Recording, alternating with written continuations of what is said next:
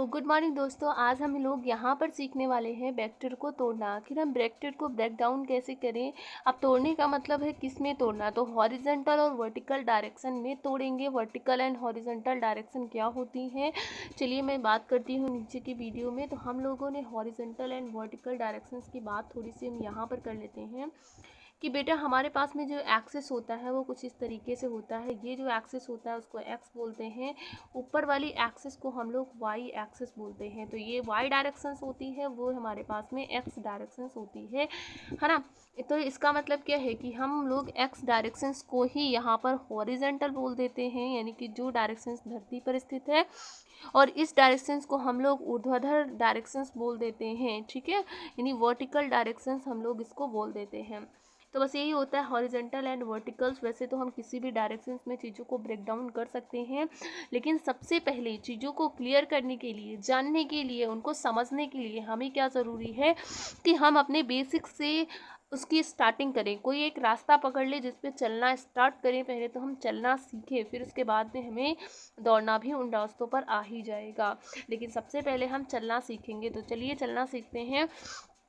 एक रास्ते को फॉलो करते हुए हम लोग यहाँ पे वेक्टर को तोड़ना सीखेंगे। तो सबसे पहले हमारे पास में जो क्वेश्चन आता है वो क्वेश्चन नंबर 1 है कि हमारे पास में एक बॉक्स है और हम इसको खींच रहे हैं 5 न्यूटन के फोर्स से, और दूसरा जो फोर्स लग रहा है 12 न्यूटन का फोर्स लग रहा है।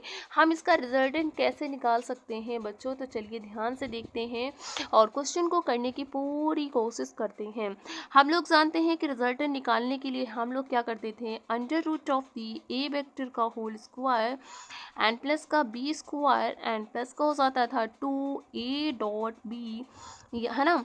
और दूसरा क्या होता था, या फिर हम लिख सकते हैं इसी को सॉल्व करके ए स्क्वायर प्लस का बी स्क्वायर एंड प्लस का हो जाएगा 2ab cos थीटा।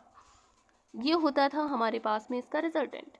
मैं यहाँ पर इसको क्या मान लेती हूँ, ई वेक्टर मान लेती हूँ, और जो ऊपर लिखा हुआ क्वांटिटी है मैं इसको क्या मान लेती हूँ, बी वेक्टर मान लेती हूँ।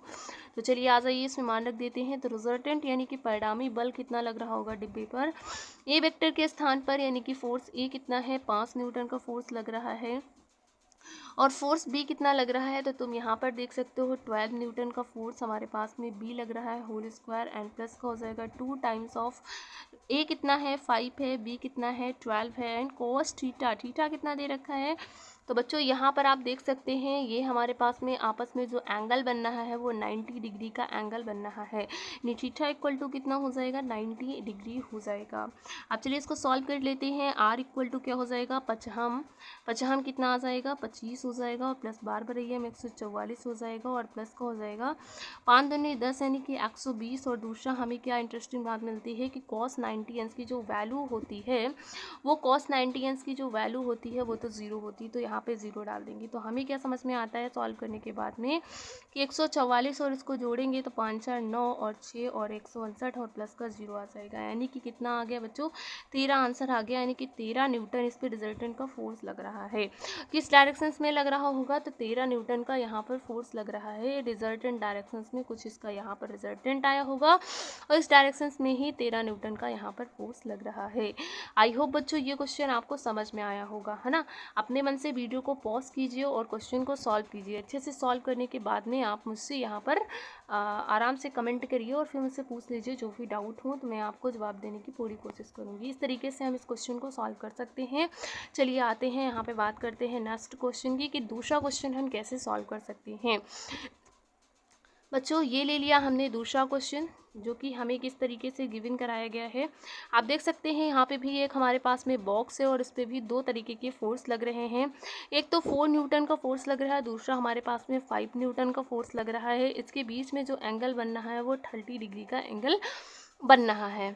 अब हम बात करते हैं किस तरीके से इसको सॉल्व करेंगे। देखो 2 तरीके हैं बच्चों, डायरेक्टली हम इसके बीच में फॉर्मूला लगाकर रिजल्टेंट इसका निकाल सकते हैं, और दूसरा इसको ब्रेक डाउन करके। तो मैं अभी आपको रिजल्टेंट वाला ही सिखा रही हूँ, इसलिए देखिए रिजल्टेंट क्या होता है, ए स्क्वायर प्लस का हो जाएगा बी स्क्वायर प्लस का हो जाएगा 2ab cos थीटा एक्चुअली में, है ना। नेक्स्ट हमें क्या समझ में आता है कि रिजल्टेंट मतलब r is equal to under root of the A के स्थान पे ए की वैल्यू डाल दीजिए 4 देखकर, 4 का होल स्क्वायर एंड प्लस का 5 का होल स्क्वायर प्लस का हो जाएगा 2 टाइम्स ऑफ ए 4 है बी। इसको सॉल्व कर लीजिएगा, यही हमारे पास में रिजल्टेंट फोर्स होता है। मैंने इंडिविजुअल ऑफ वैल्यू ली थी, इस वजह से इस तरीके का आंसर आ रहा है, वरना बहुत ईजी आता है आंसर। आप भी इसको भी सॉल्व कर सकते हो, इसमें कोई दिक्कत वाली बात नहीं है बच्चों। इस तरीके से हमने यहाँ पर दो रिजल्टेंट बेस पे क्वेश्चन करना सिखाया, लेकिन हम क्या कर सकते हैं, इसको दूसरे मेथड से भी सॉल्व कर सकते हैं, जिसमें क्वेश्चन बहुत ही इजी हो जाएगा आपका सॉल्व करना। लेकिन आप इस तरीके से भी निकाल सकते हैं, घबराने की कोई बात नहीं है, लेकिन तब तक निकाल सकते हैं जब तक 2-3 नहीं आ जाते हैं, क्योंकि 2-3 लोग आ जाएंगे, जैसे यहाँ पर आप देख सकते हैं, यहाँ पर हमें 3-3 लोग मिल गए। अब इस तरीके के क्वेश्चंस को करने के लिए हम वही ट्रिक्स अपनाएंगे, क्योंकि इस तरीके के क्वेश्चंस को अगर वैसे करने बैठ जाएंगे तो हमें बहुत देर लग सकती है, और वैसा करेंगे तो फिर बहुत देर लगेगी, उससे क्या मतलब निकलेगा ना। तो ये चीज़ हमें यहाँ पर ध्यान में रखना होगा। इस वजह से इस क्वेश्चंस को मैं देखती हूँ नेक्स्ट वीडियो में। अभी के लिए बस इतना ही, अगले वीडियो में हम इस क्वेश्चन को भी डिस्कस करेंगे और दूसरी ट्रिक के बारे में भी बात करेंगे कि किस तरीके से इस क्वेश्चंस को हम वहाँ पर सॉल्व कर सकते हैं। थैंक यू बच्चों, मिलते हैं नेक्स्ट वीडियो में, बाय।